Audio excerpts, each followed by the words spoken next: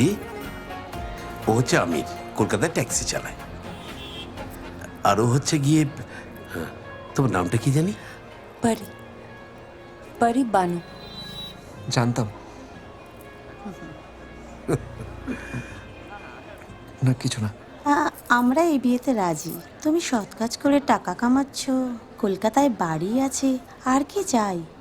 কিন্তু আমরা খুব গরিব, আমরা তোমায় কিছু দিতে পারবো না বাবা। না না, আমার কিছু চাই না।